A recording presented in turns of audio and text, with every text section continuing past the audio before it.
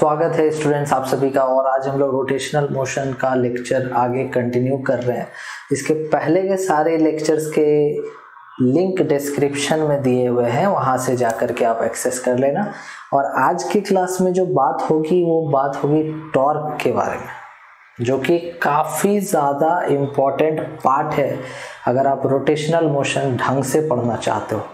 Torque के बारे में मैं बात करूंगा, साथ ही साथ बॉडीज इन इक्विलिब्रियम किसे कहते हैं और उसके क्वेश्चंस कैसे होते हैं, इनकी चर्चा आज के इस लेक्चर में होने वाली है। अगर आपने अभी तक हमारे चैनल को सब्सक्राइब नहीं किया है तो बेल आइकन को ज़रूर दबाइए, सब्सक्राइब कीजिए, अपने फ्रेंड्स के साथ इस वीडियो को ज़रूर शेयर कीजिए। तो सबसे पहले स्टार्ट करेंगे टॉर्क के डेफिनेशन से, आखिर टॉर्क होता क्या है। तो देखो डेफिनेशन है तुम्हारा कि torque represents the capability of a force to produce change in the rotational motion of the body. जैसे फॉर एग्जांपल मान लो कि तुम्हारे पास ये दरवाजा ऐसे, अब इसे तुम ओपन करना चाहते हो तो तुम यहाँ पर जा करके कुछ फोर्स अप्लाई करोगे। तो ये जो फोर्स अप्लाई करोगे ये रीजन होगा इसके घूमने का, ठीक है। लेकिन फोर्स जो होता है वो आपका ट्रांसलेशनल मोशन करता है। फोर्स जो होता है वो ट्रांसलेशनल मोशन करता है और टॉर्क जो होता है वो रोटेशनल मोशन करता है। ट्रांसलेशनल मोशन मैंने पहले ही पढ़ाया काइनेमेटिक्स चैप्टर में। तो टॉर्क चाहिए आपको रोटेशनल मोशन के लिए। फोर्स तो रहना ही है, फोर्स तो होगा ही, लेकिन अगर आप रोटेशनल मोशन कराना चाहते हो तो आपको टॉर्क चाहिए। इसीलिए यहाँ पर लिखा गया है कि टॉर्क क्या दर्शाता है, कैपेबिलिटी को दिखाता है। किसके कैपेबिलिटी को? फोर्स के कैपेबिलिटी को, कि वो रोटेशनल मोशन कराने में कितना सहायक है, कितना आराम से रोटेशनल मोशन होगा, ये डिसाइड करने वाला टॉर्क है। समझ गए?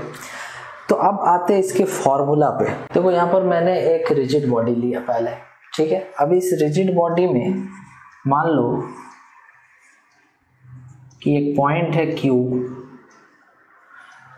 इस Q पॉइंट के अबाउट टॉर्क निकाल के बताना। टॉर्क किसी एक पॉइंट के अबाउट निकाला जाता है, ठीक है। तो टॉर्क बेसिकली आपको बेसिक में अगर पढ़ाया जाए तो टॉर्क एक पर्टिकुलर पॉइंट के अबाउट निकाला जाता है। टॉर्क अबाउट एक्सिस भी होता है जो आगे मैं आपको बताऊंगा, बट अभी फिलहाल torque about a particular point कितना होता है इसकी बात की जाएगी।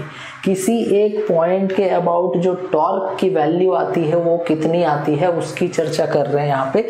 तो यहाँ पर Q एक पॉइंट है, इसके अबाउट टॉर्क लिखना है। और मान लो किसका टॉर्क, तो कोई फोर्स लगना चाहिए, उस फोर्स का वैल्यू है F और वो लग रहा है पॉइंट P पे, ठीक है। तो पॉइंट P पर एक फोर्स है जो कुछ इस तरह से लग रहा है F। तो ये जो लाइन देख रहे हो ना, ये जो फोर्स का जो लाइन है ना, ये जो फोर्स जिस लाइन के अलॉन्ग लग रहा है ना, इसे हम लोग कहते हैं line of action of force. Line of action of force, जिस लाइन के अबाउट फोर्स लग रहा है, जिस लाइन के अबाउट फोर्स का एक्शन हो रहा है, that is called line of action of force. तो ये आपका line of action of force हो गया, ठीक है। अब देखो, अब आपको चाहिए होगा Q, और मान लो कि ये जो पॉइंट जहां पर फोर्स लग रहा है वो पॉइंट मान लो कि है आपका P, ठीक है। तो P पॉइंट पे एक फोर्स F लग रहा है और यहां पर निकालना है फोर्स टॉर्क। यहां पर निकालना है torque due to the force acting at P about O, about Q। मतलब कि फोर्स F के द्वारा टॉर्क बताइए जो P पे लग रहा है, और टॉर्क किस पॉइंट के अबाउट बताइए, तो टॉर्क जो है वो Q पॉइंट के अबाउट बताइए। तो सबसे पहले देखो आपको पता चलिए line of action of force क्या है, ठीक है। उसके बाद यहाँ Q से लेकर के P तक की बीच की दूरी है, मान लो इस तरह से यहाँ से यहाँ तक R है, ठीक है। Q से लेकर के P तक की दूरी कितनी है? R, अब आई बात यहाँ पर कि भाई ये तो हो गया line of action of force और ये Q से लेकर P तक का दूरी हो गया R।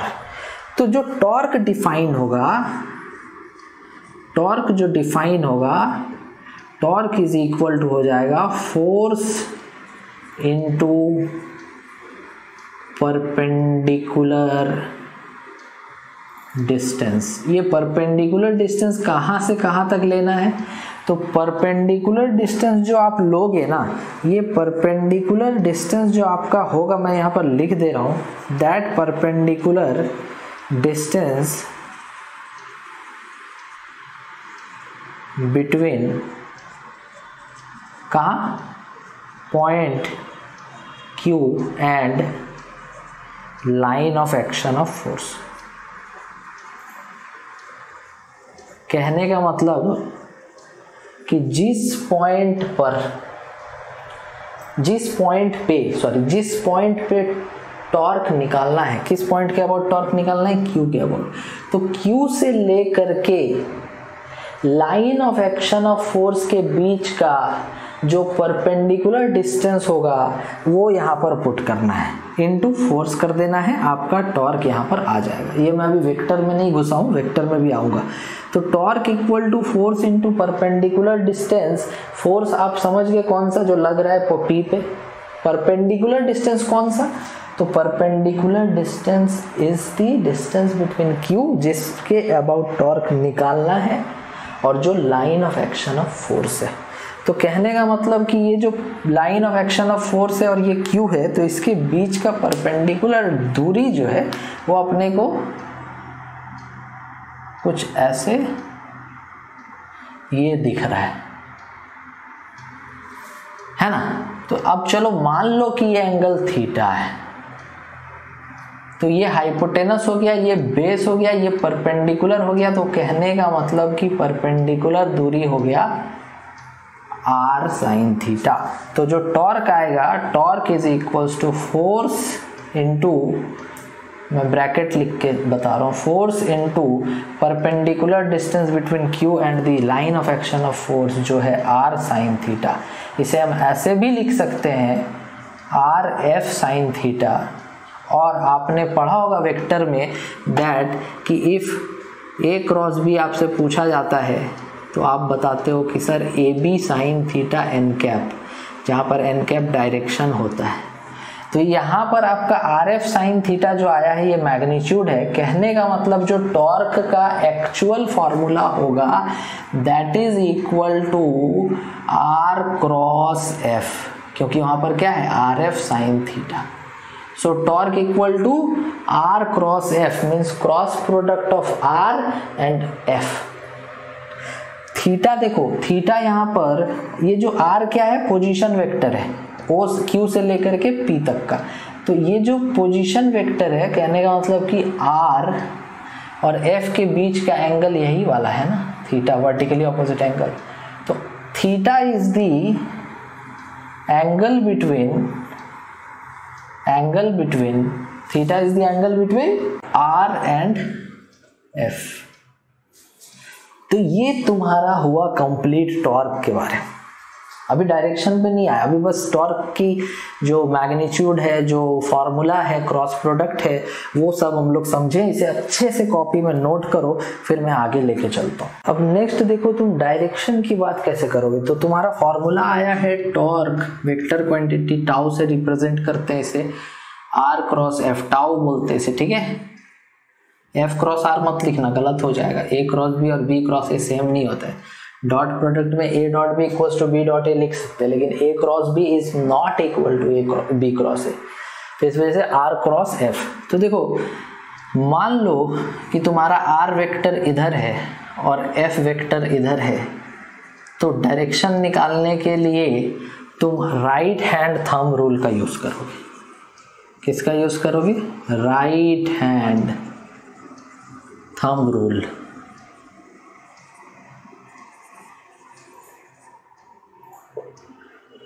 दाहिना हाथ अंगूठा नियम। तो देखो, राइट हैंड लेना है, R की तरफ पूरा पाम ऐसे रखना है, ठीक है, मेरे साथ करो। राइट हैंड लेना है, आर की तरफ पूरा पाम ऐसे रखना है और इसे एफ की तरफ फिंगर्स को ऐसे कर्ल करना है। थंब अपने आप तुम्हारा स्ट्रेच होकर बाहर की तरफ ऐसे दिखाएगा। फिर से आर की तरफ ऐसे पाम रखना है और इसे फोर्स की तरफ ऐसे कर्ल करना है। तुम्हारा थंब जो है कुछ बाहर की तरफ ऐसे आएगा। तो ये जो तुम्हारा थंब होगा ये टॉर्क का डायरेक्शन देगा। तो यहाँ पर आर ऐसे है, एफ की तरफ घुमाया, थंब मेरा बाहर की तरफ आया, मतलब कि टॉर्क का direction out of the plane आया है। अगर सपोज करो कि आर ये नहीं रहता, आर ये होता, ये आर होता और ये एफ होता, तो इस केस में अगर आर क्रॉस एफ करते तो आर की तरफ ऐसे पाम रखना है और घुमाना है एफ की तरफ, आर की तरफ ऐसे पाम रखना है, घुमाना है एफ की तरफ, थंब इनवर्ड आ रहा है, तो इनवर्ड यहाँ पर टॉर्क की डायरेक्शन है। तो इस तरह से डायरेक्शन ऑफ टॉर्क निकाला जाता है राइट हैंड थंब रूल के यूज से, और इसे आपको प्रैक्टिस करना है क्योंकि ये बार बार हर बार यूज होगा। तो इसीलिए जब भी आर क्रॉस एफ करना है, आर की तरफ पाम रखना है और एफ की तरफ घुमाना है, आर की तरफ पाम रखना है, एफ की तरफ घुमाना है, काम खत्म। तो इस तरह से हम लोग डायरेक्शन ऑफ टॉर्क निकाल लेते हैं। अभी एसआई यूनिट अगर कोई पूछे टॉर्क का तो इसका मीटर, इसका न्यूटन, मीन्स न्यूटन मीटर हो जाएगा एसआई यूनिट। तो ये हो गई टॉर्क की बातें। अब कुछ क्वेश्चंस इस पे हम लोग देख लेते हैं। ये रहा तुम्हारा क्वेश्चन, आराम से सोचो, कोई जल्दीबाजी नहीं है। वीडियो पॉज करके थोड़ी देर आराम से ठंडे दिमाग से इसे सॉल्व करने की कोशिश करो। मैं क्वेश्चन एक्सप्लेन कर दे रहा हूँ, ठीक है? मैं तुम्हारे लिए क्वेश्चन एक्सप्लेन कर दे रहा हूँ, फिर वीडियो पॉज करके तुम इसे ट्राई करना। Calculate the total torque acting on a body as shown in figure about the point O, ठीक है? ये पॉइंट ओ है, यहाँ पर एक बॉडी रखा हुआ है, इसके अबाउट टॉर्क निकाल के बताना। कोई डरने की जरूरत नहीं है, वही तरीका, वही कॉन्सेप्ट जो मैंने अभी पढ़ाया उसके अलावा कुछ भी यूज नहीं करूँगा, ठीक है? उसके अलावा कुछ भी यूज नहीं करूँगा। तो यहाँ पर देखो, जैसे कि एक फोर्स है 15 न्यूटन का, ये 15 न्यूटन का फोर्स है और यहाँ से ये डिस्टेंस यहाँ तक 6 सेंटीमीटर है, ये एंगल 37 डिग्री है। एक दूसरा फोर्स है 5 न्यूटन का। अब 5 न्यूटन का फोर्स है, ये 3 सेंटीमीटर के डिस्टेंस पे तुम्हारा जो है ना लग रहा है, मतलब कि ये जो तुम्हारा जो फोर्स यहाँ लग रहा है वो इस जगह पर लग रहा है ऐसे, और यहाँ से लेकर के जहाँ पर ये लग रहा है वहाँ तक की दूरी जो है 3 सेंटीमीटर गिवन है, 5 न्यूटन 30 डिग्री पे। उसके बाद 20 न्यूटन का फोर्स है और ये कुछ ऐसे लगा, कितना एंगल 150 डिग्री, और यहाँ से लेके यहाँ तक की दूरी 4 सेंटीमीटर।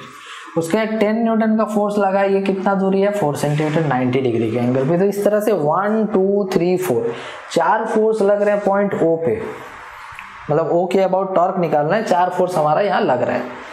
तो टॉर्क अबाउट ओ निकालना होगा तो चारों फोर्सेस के अलग अलग टॉर्क निकालो और प्लस या माइनस जो भी होगा उसके अकॉर्डिंग तुम्हें बनाना पड़ेगा। कहने का मतलब डायरेक्शन का भी अहम रोल है, क्योंकि अगर आप आउटवर्ड डायरेक्शन किसी का ले रहे हो तो इनवर्ड डायरेक्शन को नेगेटिव लेना होगा, अगर आउटवर्ड डायरेक्शन को पॉजिटिव ले रहे हो तो इनवर्ड डायरेक्शन को नेगेटिव लेना होगा ना। तो इसलिए डायरेक्शन के साथ साथ मैग्नीट्यूड का भी यहाँ पर रोल है, दोनों की बातें करनी होगी। तो पहले इसका टॉर्क निकालो ओ के अबाउट, फिर इसका टॉर्क निकालो ओ के अबाउट, फिर इसका टॉर्क निकालो ओ के अबाउट, फिर इसका टॉर्क निकालो ओ के अबाउट। पहले ये काम करते हैं फिर आगे बताओ। तो देखो, तो मान लो कि इसका नाम है ए, इस फोर्स का नाम बी, इस फोर्स का नाम सी, इस फोर्स का नाम डी। तो टॉर्क अबाउट, मैं बार बार ये नहीं लिखूंगा, बस अभी लिख रहा हूं, टॉर्क अबाउट ओ, ठीक है, ड्यू टू फोर्स एट ए, ठीक है, ए की वजह से, ओ के अबाउट टॉर्क। तो ध्यान दो कि यहां से लेकर के यहां तक जो फोर्स लगा है, इसमें इन दोनों के बीच, ये line of action of force ये है, इसके बीच में और यहां से यहां तक का परपेंडिकुलर डिस्टेंस निकाल दोगे तुम्हारा काम हो जाएगा। नहीं समझे? अगर तुम परपेंडिकुलर डिस्टेंस निकाल देते हो तो तुम्हारा काम हो जाएगा। तो देखो, line of action of force कौन है? Line of action of force ये है, ये लाइन के अबाउट फोर्स लग रहा है, ये ओ से लेके ऊपर तक ये हो गया तुम्हारा परपेंडिकुलर डिस्टेंस। अगर ये 6 है तो ये हाइपोटेनस है, ये बेस है, ये परपेंडिकुलर है, कहने का मतलब कि 6 sin 37, तो हमारा पहला टॉर्क आ गया ए की वजह से, force into perpendicular distance, force है 15 न्यूटन का और परपेंडिकुलर डिस्टेंस है 6 sin 37 सेंटीमीटर। कहने का मतलब 15 इंटू 6 इंटू साइन 37 की वैल्यू 3/5, तो 5 इंटू 3 9 इंटू 6 54 न्यूटन सेंटीमीटर। अब इसकी डायरेक्शन अगर चाहिए तो तुम्हारा आर जो है कौन है, आर ऐसे है, आर कौन है यहाँ ओ से लेके ए तक आर, एफ कैसे, एफ ऐसे है इधर की तरफ। तो अब देखो एफ तुम्हारा ऐसे हो गया, ये एरो एफ ऐसे हो गया, आर ऐसे हो गया, आर ऐसे हो गया, एफ इधर है, तो कहने का मतलब कि आर एफ ऐसे है, आर ऐसे है, ठीक है। अब आर क्रॉस एफ करो तो आर की तरफ हाथ रखो ऐसे और एफ की तरफ घुमाओ, है ना, आर की तरफ ऐसे हाथ रखो, ये आर है ना, आर की तरफ हाथ रख के एफ की तरफ घुमाओ, आर की तरफ हाथ रख के एफ की तरफ घुमाओ, बाहर आ रहा है तो बाहर को हम लोग डॉट से दिखाते हैं। ये हो गया तुम्हारा पहला का टॉर्क, ठीक है, ये फर्स्ट का torque. Second torque about O due to B, ये हो जाएगा 0, ये हो जाएगा 0। क्यों 0 होगा, क्योंकि ये फोर्स एक्सिस ऑफ रोटेशन, मतलब कि ओ के अबाउट टॉर्क चाहिए और ये फोर्स ओ से पास हो जा रहा है, मतलब कि इसका दूरी है ही नहीं परपेंडिकुलर, नहीं समझे। जैसे ये पॉइंट ओ है ना, अब इससे कोई पास हो जा रहा है तो इसके बीच में कोई परपेंडिकुलर डिस्टेंस कहाँ होगा, नहीं समझे। तो हमेशा याद रखना कि जिस पॉइंट के अबाउट टॉर्क निकालनी होती है, अगर वो फोर्स उस एक्सिस से पास हो जाए, उस पॉइंट से पास हो जाए, तो उसका परपेंडिकुलर डिस्टेंस 0 हो जाता है। इस वजह से टॉर्क बी की वजह से 0, ये लिखना नहीं है। थर्ड में देखो कि ये तुम्हारा एक्सिस ऑफ, ये पॉइंट के अबाउट टॉर्क चाहिए, फोर्स कुछ ऐसे है, फोर्स कुछ ऐसे है। अभी जो हो गए उसे मैं मिटा देता हूँ ताकि तुम्हें थोड़ा आसान लगे, है ना। तो चलो देखो तुम्हारा ये फोर्स जो है ना, फोर्स ये एरो ऐसे है, मतलब कि फोर्स जो तुम्हारा है, आगे बढ़ाओ इसे ताकि आसान हो, ऐसे फोर्स, ये फोर्स है, लाइन ऑफ एक्शन यही है, और ये तुम्हारा पॉइंट है। अभी यहाँ से यहाँ तक के बीच की परपेंडिकुलर डिस्टेंस, तो परपेंडिकुलर डिस्टेंस ये ऐसे हो जाएगा, है ना। तो ये हाइपोटेनस हो गया, ये 150 डिग्री है, ये कितना है 150 है, तो ये कितना होगा 30 होना चाहिए, तब तो 180 होगा लीनियर पेयर, ये 30 होगा, ये 90 है, तो ये कितना होना चाहिए, देखो ये 90 है, ये 30 120, ये 60 होना चाहिए। तो ये तुम्हारा हो गया हाइपोटेनस, ये हो गया बेस, ये हो गया बेस और ये परपेंडिकुलर, मतलब ट्राइंगल में ऐसे परपेंडिकुलर दूरी तो यही है। तो ये कितना हो जाएगा 4, और मान लो ये x है, तो x/4 equals to cos 60, trigonometry use कर लो, so x equals to 4 cos 60, 4 कितना cos 60 कितना होता है, cos 60 होता है 1/2, कहने का मतलब कि 2 सेंटीमीटर। तो आपका दूरी जो आ गया, परपेंडिकुलर दूरी कितना आ गया 2 सेंटीमीटर, ठीक है 2 सेंटीमीटर। तो यहाँ लिख दो torque about O due to C, ये C था, ये D है, तो C, तो torque about C equals to force कितना है 20 न्यूटन इनटू परपेंडिकुलर दूरी कितना है 2 सेंटीमीटर, तो 40 न्यूटन सेंटीमीटर। अब लास्ट कौन बचा, लास्ट ये बचा, ये तो आसान है, सबसे आसान है। क्यों, क्योंकि ये देखो ये O से लेकर के इसके बीच में यही तो है perpendicular force, line of action of force ये है, और ये परपेंडिकुलर डिस्टेंस 4 है, फोर्स 10 है, 40 लिख दो ना डायरेक्ट, तो टॉर्क D का 40 न्यूटन सेंटीमीटर हो गया। तो देखो अब थोड़ा सा डायरेक्शन का बात कर लो, इसका तो कुछ डायरेक्शन लेना नहीं है। इसका देखो यहाँ पर तुम्हारा फोर्स ऐसे है, यहाँ पर फोर्स ऐसे है, और R जो है ये है ना, R ऐसे है, फोर्स ऐसे है, तो R क्रॉस F, R की तरफ हाथ रखो, R की तरफ हाथ रखो, फोर्स की तरफ ले जाओ, फिंगर्स थंब बाहर आया, मतलब कि इसका भी डायरेक्शन डॉट आउटवर्ड। अभी लास्ट वाला, तो लास्ट वाला में R ये है और फोर्स ऊपर है, ठीक है। तो R की तरफ हाथ रखो, तुम्हें दिख नहीं रहा होगा, R की तरफ हाथ रखो और फोर्स की तरफ घुमाओ, तो थंब कुछ ऐसे आएगा, यहाँ पे ऐसे देखो, तो तुम्हारा ये आर हो गया, आर ऐसे हो गया, फोर्स ऊपर हो गया, तो फिंगर्स को इधर रखो और उसके तरफ रोटेट कराओ, थंब अंदर जाएगा, तो ये तुम्हारा हो गया अंदर, समझ रहे हो, ये अंदर। तो अब देखो अगर तुम इसे प्लस बोलोगे, इसे प्लस बोलोगे, तो इसे तो माइनस बोलना होगा ना, क्योंकि डायरेक्शन ऑपोजिट है। तो टोटल टॉर्क कितना आ जाएगा? टोटल टॉर्क आ जाएगा plus 54 newton centimetre plus 40 Newton centimetre minus 40 Newton centimetre. तो ये दोनों कैंसिल हो गया, आया 54 न्यूटन सेंटीमीटर प्लस में मतलब कि बाहर। ये तुम्हारा आंसर आ गया। मीटर में बदलना चाहते हो तो मीटर में बदल सकते हो, ऐसे रहने दो, कोई दिक्कत वाली बात नहीं है। तो ये तुम्हारा torque equal to 54 newton centimetre dot मतलब बाहर की तरफ आ गया। अगर तुम चाहो तो इसे मीटर में बदल सकते हो, ऐसे कोई बात नहीं, रहने दो, कोई दिक्कत वाली बात नहीं है। तो इस तरह से तुम्हें इस क्वेश्चन को सॉल्व करना था। मुझे उम्मीद है कि तुम्हें टॉर्क निकालना अच्छे से आ गया होगा, क्योंकि मैंने बहुत अच्छा क्वेश्चन तुम्हें समझाया है। तो अगर तुम्हें समझ आ गया बच्चों तो एक बार प्लीज लाइक का बटन जरूर दबा देना और अपने फ्रेंड्स के साथ इस वीडियो को जरूर शेयर करना। मैंने अपना पूरा एफर्ट दिया, अगर फिर भी मेरे से कुछ रह गया हो तो तुम कमेंट करके मुझसे पूछ सकते हो, मैं उस पॉइंट को अच्छे से क्लियर करके तुम्हें बताऊंगा, ठीक है।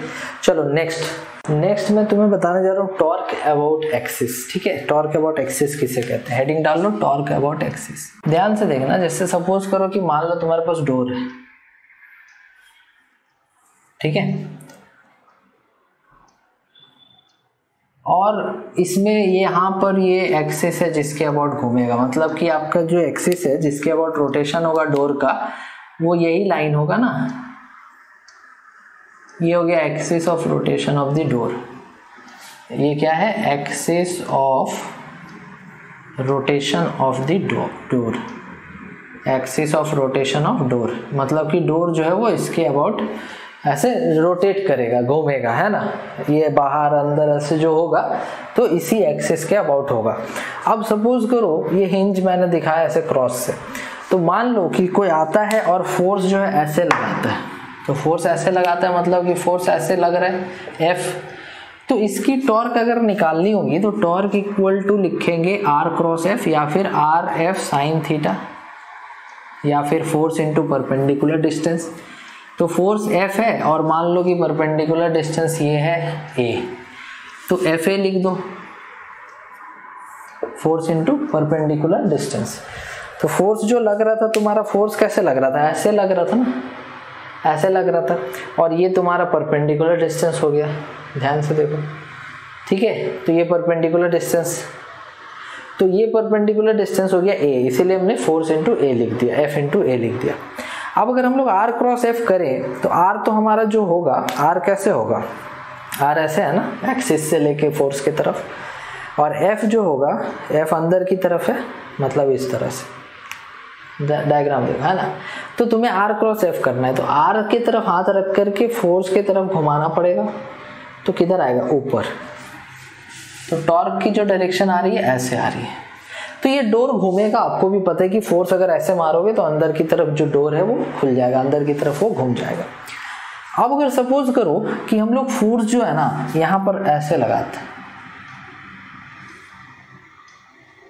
ऐसे F, तो अगर यहाँ पर फोर्स F ऐसे लगाया जा रहा है तो परपेंडिकुलर डिस्टेंस तो अभी भी यही है A, ठीक है। अब यहाँ पर अगर टॉर्क लिखे तो इस जगह पर जो टॉर्क हो जाएगा वो अभी भी F इंटू A ही होगा, ठीक है, फोर्स इंटू परपेंडिकुलर डिस्टेंस।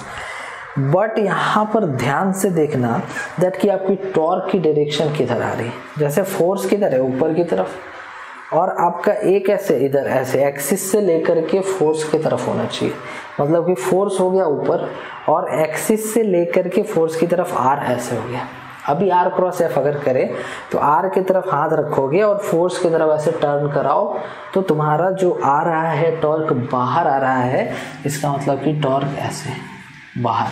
तो क्या ये डोर रोटेट करेगा, नहीं, तुम कभी भी डोर को ऐसे नीचे से फोर्स लगा के रोटेट नहीं करा सकते। तो यहाँ पर एक कंक्लूजन निकल के आता है, एक समझने वाली बात निकल के आती है दैट कि अगर हमारी टॉर्क एक्सिस के पैरेलल है तो रोटेशन होगा किसमें, टॉर्क अबाउट एक्सिस में। तो फिर से बोल रहा हूँ कि अगर टॉर्क हमारी जो एक्सिस के अबाउट आती है वो अगर एक्सिस के पैरेलल है तो रोटेशन होगा, बट अगर हमारी टॉर्क एक्सिस के परपेंडिकुलर है, कहने का मतलब ये एक्सिस और ये बाहर की तरफ फोर्स दोनों आपस में परपेंडिकुलर, तो जब आपका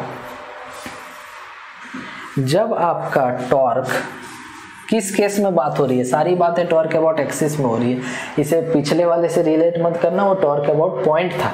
तो जब भी आपका टॉर्क एक्सिस ऑफ रोटेशन के परपेंडिकुलर आ जाता है तो वो टॉर्क की मैग्नीट्यूड एफ आ रही है, डायरेक्शन यहाँ पर जो है वो एक्सिस के परपेंडिकुलर है, तो इस केस में रोटेशन आपको नहीं मिलेगा। ठीक है, तो ये टॉर्क अबाउट एक्सिस में बहुत ही एक इम्पॉर्टेंट और अहम पॉइंट मैंने यहाँ पर आपको एक्सप्लेन करके बताया है। अगर कोई डाउट रह गया हो कमेंट्स में पूछना, मैं बताऊंगा। नेक्स्ट आगे दूसरे टॉपिक पे चलते हैं। नेक्स्ट टॉपिक में जो तुम्हें बताने जा रहा हूँ यह है body is in equilibrium. Equilibrium कहने का क्या मतलब है? इक्विलिब्रियम कहने का ये मतलब है कि अगर कोई बॉडी रुका हुआ है तो रुका हुआ ही रहेगा, अगर कोई बॉडी कांस्टेंट वेलोसिटी से मूव कर रहा है तो उसका वेलोसिटी कांस्टेंट ही रहेगा, मतलब कि बॉडी जिस भी स्टेट में है उसी स्टेट में रहेगा। तो बॉडी इज इन इक्विलिब्रियम का जो कंडीशन होता है, जो क्राइटेरिया होता है वो क्या होता है? पहले तो होता है तुम्हारा ट्रांसलेशनल इक्विलिब्रियम। ट्रांसलेशनल इक्विलिब्रियम बोले तो ट्रांसलेशनल इक्विलिब्रियम का मतलब हो गया कि बॉडी आगे पीछे दाएं बाएं नहीं चलेगा, तो उसके लिए तुम्हारा नेट फोर्स जो है वो जीरो होना चाहिए। टोटल फोर्स जो बॉडी पे लग रहा है या सिस्टम पे लग रहा है वो तुम्हारा क्या होना चाहिए? जीरो होना चाहिए, तो बॉडी ट्रांसलेशनल इक्विलिब्रियम में रहेगा। सेकेंड है तुम्हारा रोटेशनल इक्विलिब्रियम। तो रोटेशनल इक्विलिब्रियम में रहने के लिए बॉडी का नेट टॉर्क जीरो होना चाहिए, नेट फोर्स जीरो हो नहीं उससे मतलब नहीं। तो ट्रांसलेशनल इक्विलिब्रियम में बॉडी का नेट फोर्स जीरो होगा और रोटेशनल इक्विलिब्रियम में बॉडी का नेट टॉर्क जीरो होगा। अगर ये दोनों एक साथ है कहीं पर तो ही बोलेंगे that the body is completely in equilibrium, both translational as well as rotational equilibrium. अगर इन दोनों में से कुछ भी एक मिसिंग है तो बॉडी जो है वो या तो ट्रांसलेशनल में है या फिर रोटेशनल में है ना। मान लो कहीं पर तुम्हारा एफ नेट जो है वो जीरो नहीं है तो ट्रांसलेशनल इक्विलिब्रियम में होगा? नहीं होगा। अगर तुम्हारा नेट टॉर्क जो है वो जीरो नहीं है तो बॉडी रोटेशनल इक्विलिब्रियम में होगा? नहीं होगा। तो जैसे फॉर एग्जांपल तुम्हें मैं एक बता रहा हूँ कि सपोज करो कि तुम्हारे पास एक ऐसा एक रॉड है। अभी इस रॉड में ये फ्री है, ये कोई हिंज नहीं, कहीं पर कोई सपोर्ट नहीं, सिंपल क्या किया कि हमने दो फोर्स लगा दिया। एक फोर्स लगा दिया यहाँ पर ऐसे F और एक फोर्स लगा दिया यहाँ पर ऐसे F। तो तुम मुझे बताओ कि यहाँ पर टोटल फोर्स कितना है? तो देखो टोटल फोर्स तो जीरो है, एफ नेट क्या है? जीरो, क्योंकि फोर्सेस क्या है? Equal and opposite. बट अगर टोटल टॉर्क की बात की जाए, ये दूरी मान लो 2L है, अगर टोटल टॉर्क की बात की जाए तो ये ए पॉइंट ये बी पॉइंट, तो टॉर्क अबाउट ए जो होगा, ठीक है, टॉर्क अबाउट ए नहीं, torque due to A, torque due to A मान लो कि ओ पॉइंट के अबाउट, ये सेंटर जो है ओ है, तो torque due to A about O means tau A is equal to force into perpendicular distance कितना? L। तो FL डायरेक्शन मैं अच्छे से बताता हूँ। जैसे कि ये तुम्हारा फोर्स यहाँ है, O से लेके फोर्स तक R ऐसे, फोर्स जो है किधर है? फोर्स नीचे की तरफ है, फोर्स जो है किधर है? फोर्स नीचे की तरफ है। तो R क्रॉस F करेंगे, R की तरफ हाथ रख के F की तरफ घुमाएंगे, इनवर्ड, ठीक है। नेक्स्ट देखो torque due to B about O, तो इस केस में तुम्हारा टॉर्क अबाउट B कितना आ जाएगा? ये भी FL आ जाएगा और यहाँ पर R ऐसे होगा, R ऐसे होगा, O से लेके फोर्स की तरफ ऐसे, और तुम्हारा फोर्स ऊपर है तो R क्रॉस F करो, R क्रॉस F अंदर आएगा, कहने का मतलब कि जो ये है अंदर है, ये भी अंदर है, तो तुम्हारा नेट टॉर्क क्या हो जाएगा? नेट टॉर्क हो जाएगा tau A plus tau B means 2Fn cross inward. तो ये नेट टॉर्क तो यहाँ 0 नहीं मिला। तो ये जो बॉडी है ये तुम्हारा ट्रांसलेशनल इक्विलिब्रियम में है बट रोटेशनल इक्विलिब्रियम में नहीं है, क्योंकि यहाँ पर नेट टॉर्क कितना है 2Fl इनवर्ड डायरेक्शन में। इसीलिए किसी भी बॉडी का कंप्लीट इक्विलिब्रियम तभी होगा जब वो Fnet भी 0 हो और टॉर्क नेट भी 0 हो। समझ गए? तो ये एक एग्जांपल था। अभी एक इम्पॉर्टेंट पॉइंट, बहुत ही इम्पॉर्टेंट पॉइंट मैं एक यहाँ पर बताने जा रहा हूँ, ध्यान से सुनना। वो इम्पॉर्टेंट पॉइंट क्या है, ध्यान से देखना कि तुमने यहाँ पर टॉर्क अबाउट ओ निकाला, तो टॉर्क अबाउट ओ अभी निकाला हमने, टॉर्क अबाउट ए टोटल कितना आया था 2Fl आउटवर्ड डायरेक्शन में, ठीक है। अभी मैं क्या करता हूँ, टॉर्क अबाउट बी निकालता हूँ। टॉर्क अबाउट बी निकालोगे तो ये तो बी से पास हो रहा है, ये फोर्स कोई टॉर्क देगा नहीं, ये फोर्स केवल टॉर्क देगा, और दूरी कितना है 2L, तो F इंटू 2L डायरेक्शन क्या हो जाएगा। तो ये बी के अबाउट टॉर्क निकाल रहे हो तो बी से लेकर के ए तक हो जाएगा R ऐसे, और F हो जाएगा नीचे, R क्रॉस F करोगे इनवर्ड आएगा। अब सपोज करो टॉर्क अबाउट अगर तुम निकालते हो, ये किसके अबाउट निकाला, ये हमने टॉर्क अबाउट बी निकाला, ये टॉर्क अबाउट ओ था पहले जो निकाला था। अब बचा कौन, टॉर्क अबाउट ए निकाल लो, टॉर्क अबाउट ए। तो टॉर्क अबाउट ए जब निकालने जाओगे टाउ ए, तो ये देखो अब ये फोर्स कोई टॉर्क नहीं देगा बिकॉज ये एक्सिस ए से कट हो रहा है, पास हो रहा है, तो केवल यही फोर्स है जो कि 2L दूरी पे है ए से, और F ऊपर है, R जो है इधर होगा ए से लेके फोर्स तक। तो फिर से R क्रॉस F करो ऊपर की तरफ, थंब अंदर की तरफ आएगा, तो फोर्स इंटू 2L, ये भी अंदर। तो ध्यान से देखना कि जब भी किसी बॉडी में तुम्हारा Fnet 0 होता है, जब भी, एकदम ध्यान से सुनना, जब भी तुम्हारे किसी बॉडी में Fnet 0 होता है, नेट फोर्स 0 होता है, तो जब भी तुम्हारा किसी बॉडी में नेट फोर्स 0 होता है तो torque about each and every point is same. Torque about each and every point is same. मैं इसे लिखा देता हूँ, लिख लो कॉपी में, ताकि तुम अभी जो क्वेश्चंस मैं दूंगा उसमें तुम यूज कर पाओ, ठीक है। तो लिखो कि if Fnet is equal to 0 then torque about each and every point is same।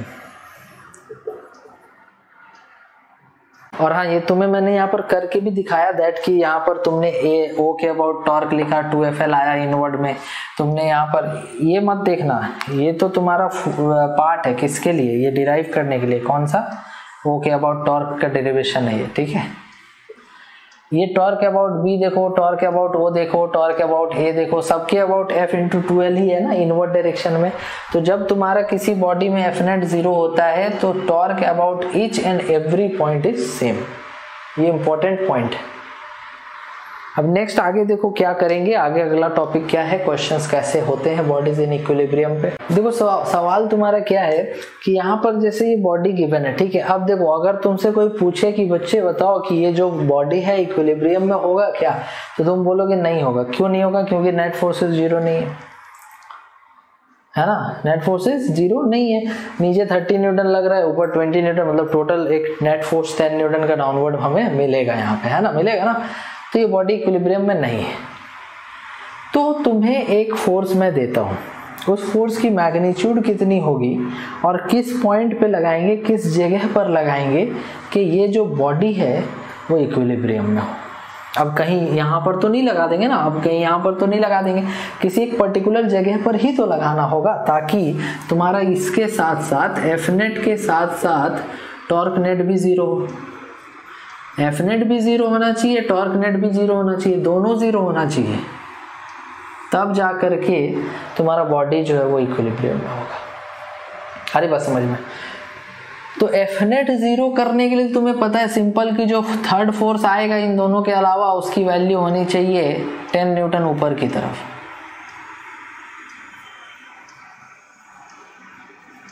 इतना तो पता है, तब तो जाकर के नेट फोर्स 0 होगा ना, समझ रहे हो। ऐसे ऊपर 10 न्यूटन हो जाएगा तो 20 + 10 30 ऊपर, 30 नीचे, नेट फोर्स 0 हो जाएगा। तो ये थर्ड फोर्स की मैग्नीट्यूड तो हमें पता है लेकिन इसे लगाएंगे कहाँ पर वो नहीं पता है।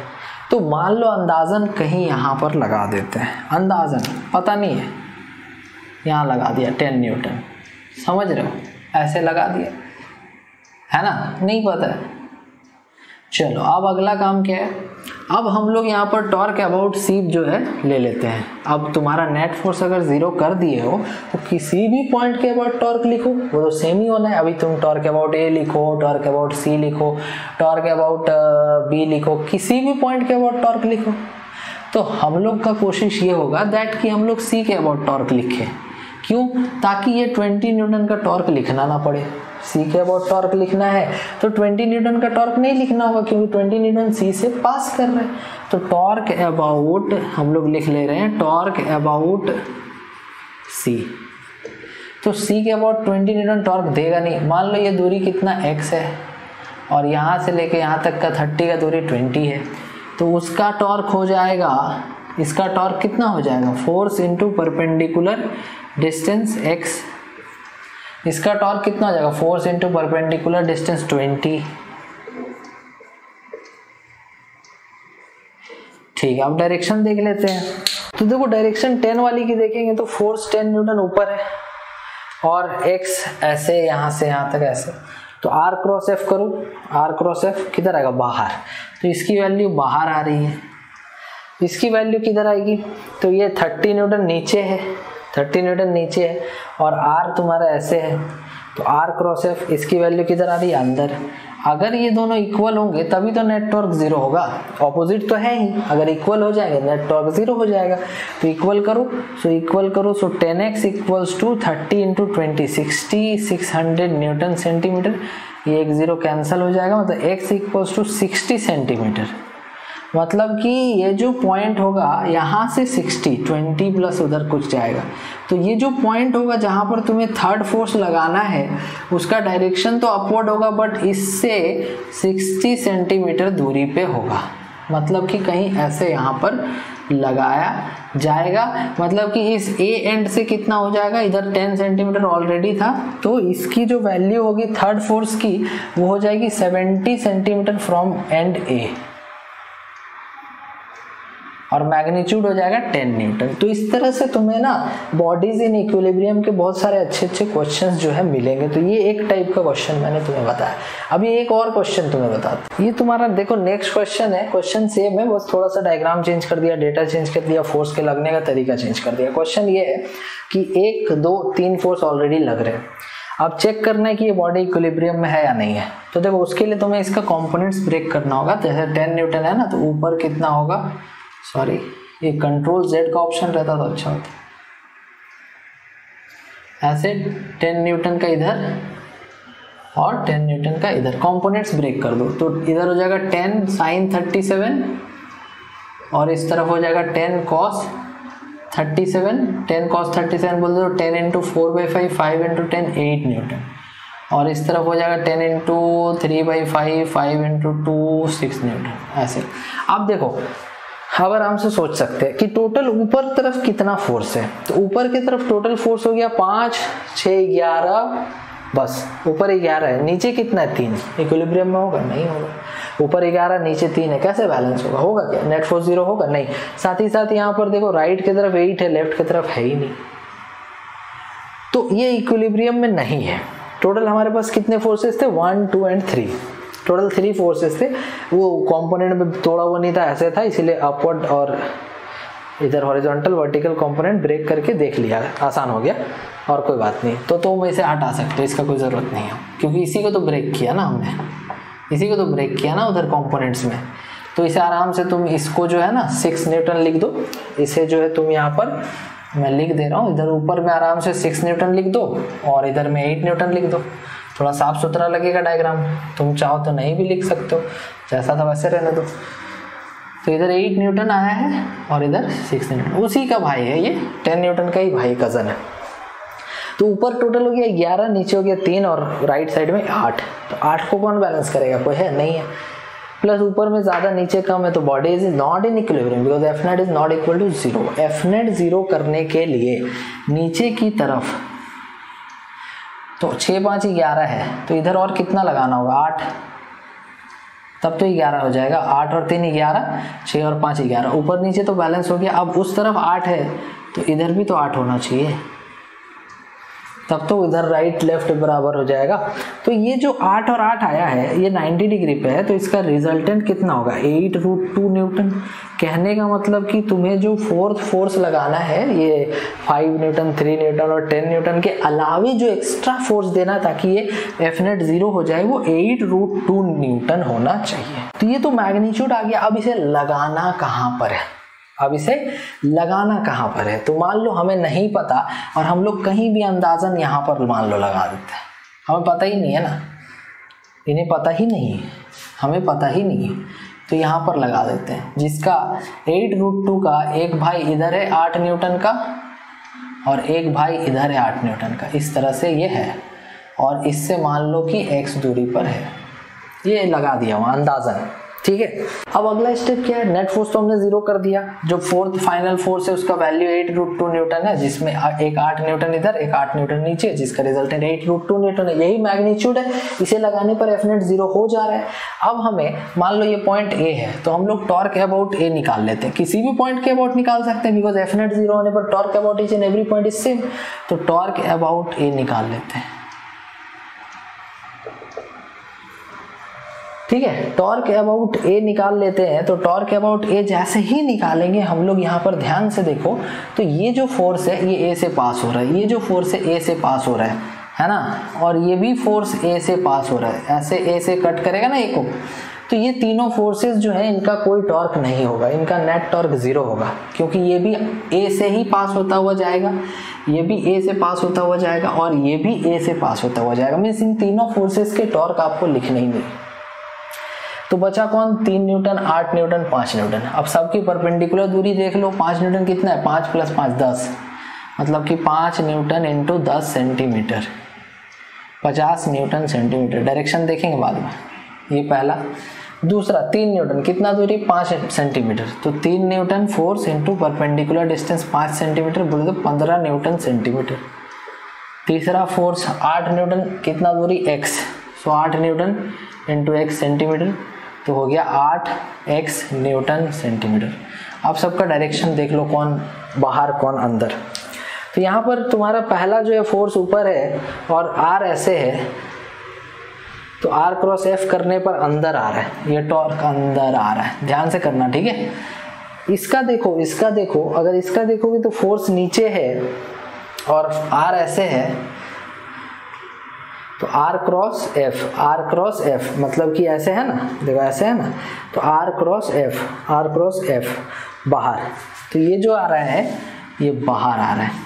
अब ये देखो, ये वाला ये भी बाहर ही होगा, तो ये इसका फोर्स नीचे है, R ऐसे है, R यहाँ से ऐसे है, तो इधर, तो फिर से वही आ गया R क्रॉस F, तो बाहर।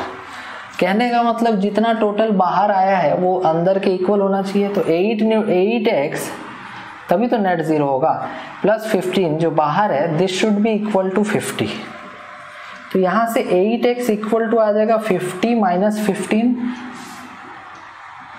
तो 8x इक्वल्स टू 35/8, 8 4 जा 32, बचा 3, 8 3 24, बचा कितना, 8 30 बचा था ना, 8 24 6 60, लगभग इतना सेंटीमीटर आएगा, 4.37 सेंटीमीटर। कहने का मतलब कि यहाँ पर कहीं पर यहाँ से 4.37 सेंटीमीटर पे तुम्हें उस फोर्स को लगाना है, साथ ही साथ उसका मैग्नीट्यूड होगा 8√2 न्यूटन। नेक्स्ट क्वेश्चन भी तुम्हारा बॉडीज इन इक्विलिब्रियम पे ही है। जैसे कि मान लो तुम्हारे पास एक रॉड है और इस रॉड को तुमने स्ट्रिंग बांध दिया है, एक स्ट्रिंग तो इस एंड पे लगा दो और एक स्ट्रिंग यहाँ पे लगा दो, ये दीवार में ऐसे सस्पेंडेड है, ठीक है। दोनों सेम लेंथ के स्ट्रिंग है, एकदम हॉरिजॉन्टल है, स्ट्रेट है, और इसकी मास जो है, mass of the rod, mass of rod जो है वो m है, और लेंथ ऑफ रॉड जो है वो l है। ये दूरी जो है L3L/4 है और इधर वाली दूरी जो है L/4 है।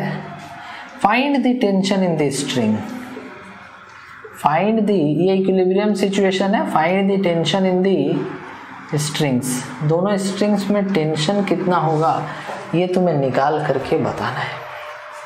इक्विलिब्रियम सिचुएशन, पहले नेट फोर्स जीरो करो, फिर नेट टॉर्क जीरो करो। नेट टॉर्क किसी भी पॉइंट के अबाउट जीरो कर सकते हो, क्योंकि अगर तुमने एक बार नेट फोर्स जीरो कर दिया तो torque about each and every point is same ना, मैंने बताया ना तुम्हें। तो ध्यान से देखो, तो यहाँ पर फ्री बॉडी डायग्राम बनाओ, तो इसमें टेंशन कैसे लगेगा, ऊपर T1 मान लो, इसमें टेंशन किधर लगेगा, ऊपर T2 मान लो, और इसके सेंटर पे मतलब कि यहाँ से L/2 पे वेट लगेगा mg। अब देखो net force zero, F net zero करना है, इक्विलिब्रियम सिचुएशन है, एफ नेट जीरो करना है, तो एफ नेट जीरो होने के लिए T1 plus T2 should be equal to mg, पहला इक्वेशन। सेकेंड इक्वेशन कि हमें सेकेंड में क्या करना पड़ेगा, टॉर्क नेट जीरो करना होगा। तो टॉर्क नेट जीरो करने के लिए मान लो हम लोग टॉर्क अबाउट ए ले लेते हैं, तो torque about A, torque about A point के अबाउट अगर टॉर्क लिखना है, तो ए पॉइंट के अबाउट टॉर्क लिखना है तो T1 टॉर्क देगा नहीं। क्यों नहीं देगा T1 टॉर्क, बिकॉज वो ए से पास हो रहा है, कैसे देगा टॉर्क, नहीं देगा। mg देगा और T2 देगा। mg कितने दूर है, L/2, T2 कितने दूर है, 3L/4। तो mg का टॉर्क किधर आएगा, तो ये r है, mg नीचे है, r क्रॉस f अंदर आएगा। T2 का टॉर्क किधर आएगा, तो ये r है, T2 ऊपर है, r क्रॉस f बाहर। अगर दोनों इक्वल है, ऑपोजिट है, तभी तो नेट टॉर्क जीरो होगा। तो इसीलिए mg का टॉर्क हो गया mg into distance perpendicular L/2, this should be equal to T2 into distance perpendicular 3L/4। अभी L यहाँ से कैंसिल हो गया, तो T2 इक्वल्स टू आ गया 4mg/6, L कैंसिल हो गया, 4 इधर आ गया, 3 इधर आ गया। कहने का मतलब कि T2 का वैल्यू हो गया 2/3 mg। अगर T2 2/3 mg है तो इसमें T2 की वैल्यू रख दो, तो T1 इक्वल्स टू हो जाएगा mg minus T2, mg minus T2, so minus 2/3 mg, सो mg 3 माइनस 2 1, सो mg/3। तो एक आएगा mg/3 T1 और एक आएगा T2 2/3 mg। तो इस तरह से तुम्हें इस क्वेश्चन को बनाना था। टॉर्क इक्विलिब्रियम में है तो टॉर्क नेट जीरो करना है, फोर्स नेट जीरो करना है। अभी मैं तुम्हें एक लैडर का क्वेश्चन देता हूँ। लैडर का क्वेश्चन बहुत ही मजेदार क्वेश्चन, बहुत मजा आएगा। जैसे देखो, मान लो कि ये दीवार है और ये ग्राउंड है। अभी क्या किया ना कि एक लैडर को इस पर टिल्ट करके रख दिया। तो लैडर मैं बना रहा हूं, ऐसे लैडर रख दिया। यहां पर m is the mass of the ladder, mass of ladder m ले लो, और l is the length of ladder. और ये एंगल जो है ना, ये थीटा है, this one is theta, okay, this one is theta. Mass m है, लेंथ l है, ये एंगल थीटा है, यहाँ रफ सरफेस है। क्वेश्चन है, find the normal and frictional force exerted by the floor on the ladder। मतलब कि यहाँ पर ये जो फ्लोर है ये रफ सरफेस है और ये जो है वॉल स्मूथ है। तुम्हें नॉर्मल बताना है और फ्रिक्शनल फोर्स की वैल्यू बतानी है। क्वेश्चन इसको बनाने के लिए सबसे पहला काम क्या रहेगा, फ्री बॉडी डायग्राम बनाना। तो फ्री बॉडी डायग्राम बनाओ। देखो दीवार ऐसे है तो normal force perpendicular to the दीवार, यहाँ पे normal force perpendicular to the दीवार है ना। नॉर्मल फोर्स तो परपेंडिकुलर होगा ना दीवार के। मान लो ये N1 फोर्स है, ये नॉर्मल 2 है। अभी ये स्लाइड करना चाहेगा उस तरफ, वैसे स्लाइड करना चाहेगा, मतलब फ्रिक्शन जो है ना यहाँ पे, इधर फ्रिक्शन जो होगा कुछ ऐसे आएगा फ्रिक्शन। वेट इसके सेंटर पे होगा mg, इतना लिख दिया हमने। अब यहाँ पर एफ नेट जीरो करना है और टॉर्क नेट भी जीरो करना है, तो पहले एफ नेट जीरो करते हैं, ठीक है। देखो अपवर्ड में n2 है और डाउनवर्ड में mg है। कहने का मतलब कि एफ नेट जीरो होने के लिए upward is equal to downward पहले कर लो, मतलब कि n2 should be equal to mg। और फिर लेफ्ट इक्वल टू राइट कर लो, तो N1 should be equals to F। ये तो पहला पॉइंट कंडीशन हो गया सेटिस्फाइड दैट कि अगर ये इक्विलिब्रियम सिचुएशन है तो उस केस के लिए F नेट 0 होगा, upward force should be equals to downward force, left force should be equals to right force. Horizontal में फोर्सेस और वर्टिकल में फोर्सेस को बैलेंस कर दिया। दूसरा सिचुएशन होगा कि टॉर्क नेट 0 करना है, तो जब F नेट 0 कर दिया है तुमने तो torque about each and every point is same, तो किसी भी पॉइंट के अबाउट टॉर्क नेट 0 कर लो। तो सबसे आसान होगा कि इसके अबाउट टॉर्क नेट 0 करो। इसके अबाउट टॉर्क नेट 0 करने का फायदा होगा कि तुम्हें दो फोर्स जो है F और N2 इनका टॉर्क नहीं लिखना पड़ेगा, क्योंकि ये A से पास करेंगे तो A के अबाउट इनका टॉर्क क्या होगा 0। तो हम लोग लिख रहे हैं torque about A। Torque about A अगर लिखना है तो कौन देगा टॉर्क, mg देगा, N1 देगा।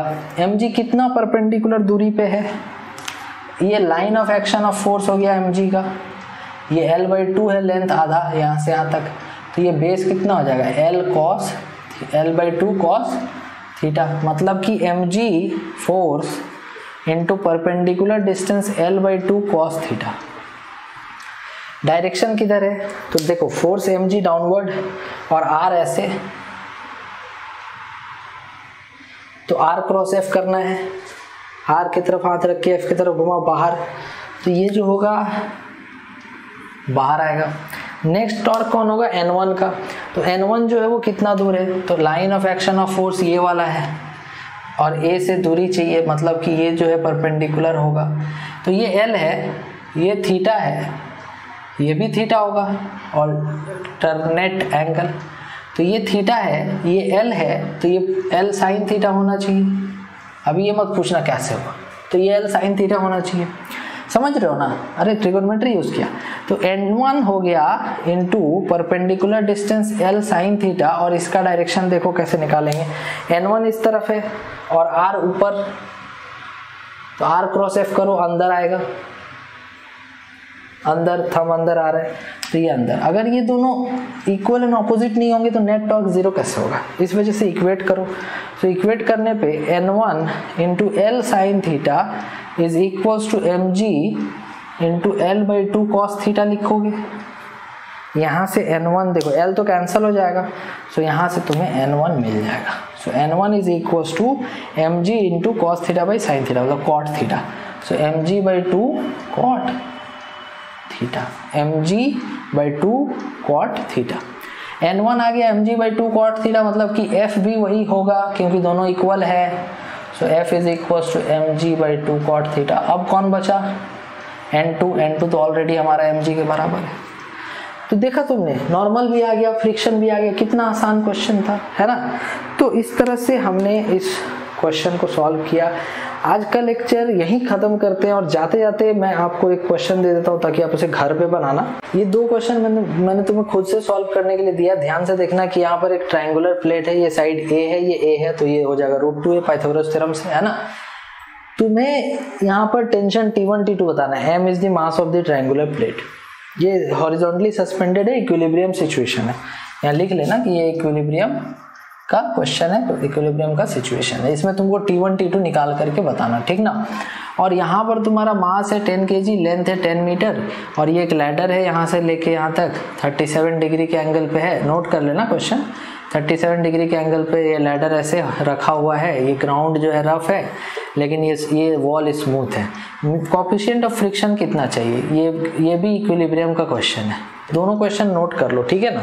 Hope you guys enjoyed this lecture. तो अपने फ्रेंड्स के साथ जरूर शेयर करना और मुझे कमेंट करके बताना कि यार आपके कौन कौन से डाउट्स हैं जो इस लेक्चर के बाद उत्पन्न हुए हैं, या फिर आपके जीवन में वो डाउट्स जो है बहुत ज़्यादा आपको परेशान कर रहे थे, उसे कमेंट करके मुझे ज़रूर बताएं। एंड आप अपनी पढ़ाई इसी तरह से जारी रखो। मैं अगला लेक्चर लेके आऊँगा जिसमें आपको रोटेशन के आगे के topics, torque equals to I alpha, इससे रिलेटेड कुछ सवाल और कॉन्सेप्ट मैं सिखाऊंगा। तो मिलते हैं फिर अगले लेक्चर में। लाइक ज़रूर कर देना इस वीडियो को, है ना, और कमेंट करना मत भूलना अपने जो भी डाउट्स है, ठीक है। Wish you all the best as always. Thanks for watching.